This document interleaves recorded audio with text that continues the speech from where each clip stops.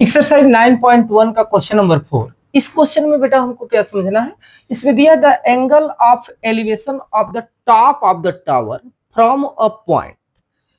आपको फिगर को बनाना है, तो एक एक पॉइंट को अगर ध्यान से देख करके अगर फिगर को ड्रॉ करेंगे तो बहुत इजी तरीके से आप ड्रॉ कर लेंगे। क्या दे रहा है, angle of elevation. Angle of elevation का मतलब होता है बेटा, जब हम किसी नीचे से किसी ऑब्जेक्ट को ऊपर की तरफ देख रहे होंगे तो उस समय एंगल ऑफ एलिवेशन बनेगा। जब टॉप पे बैठ करके किसी चीज को नीचे देख रहे होंगे उस समय एंगल ऑफ डिप्रेशन बन रहा होगा। सपोज करिए आप अगर छत पे बैठे हैं और अपने छत से आप नीचे की ओर किसी ऑब्जेक्ट को देख रहे हैं तो वहां पे जो एंगल बनेगा वो एंगल ऑफ डिप्रेशन बनेगा।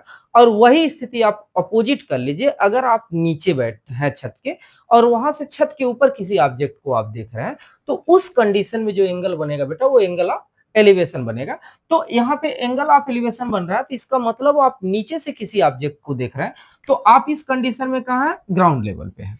और यहां से किसका ये एंगल ऑफ एलिवेशन दे रहा है, टॉप ऑफ द टावर। एक टावर बनाइए, ये सपोज करिए एक टावर है, टावर का नाम दे दीजिए ए बी।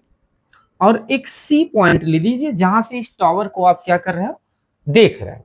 तो वहां से इसका एंगल ऑफ एलिवेशन जो बनेगा, देखिए ये बन गया एंगल ऑफ एलिवेशन। इस सी पॉइंट को ले लीजिए। अब यहां से यहां तक का जो एंगल बन रहा है यह एंगल बेटा एंगल ऑफ एलिवेशन हो जाएगा। और ये दिया हुआ है आपका angle of elevation from the point on the ground which is away from the 30 metre from the foot। और इस पॉइंट ये जहां पे ये 30 डिग्री का एंगल बना रहा है, देखिए यहाँ 30 डिग्री दिया, पर ये जो पॉइंट है ना, इस पॉइंट से इसके जो इसका जो फुट है इसके इससे यह जो टावर है उस टावर से 30 मीटर की दूरी पर है। तो यहाँ से ये 30 मीटर हो गया।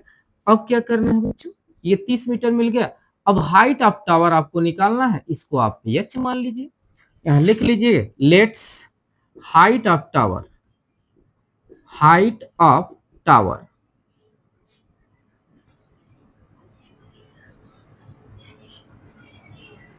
B H.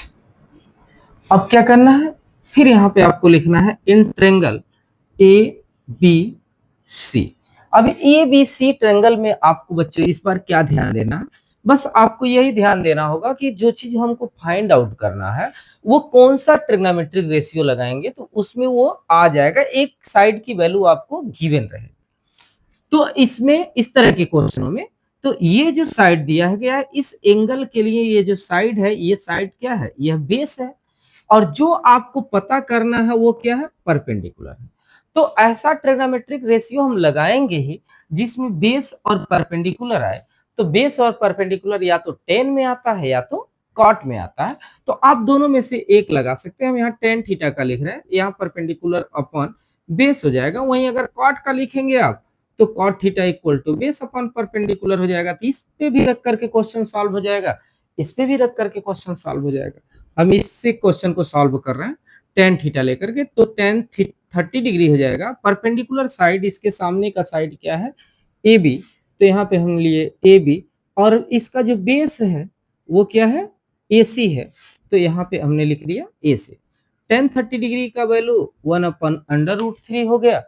और ए बी की जो वैल्यू है बेटा वो हमको पता नहीं है, उसी को हमने क्या मान लिया है, एच मान लिया है।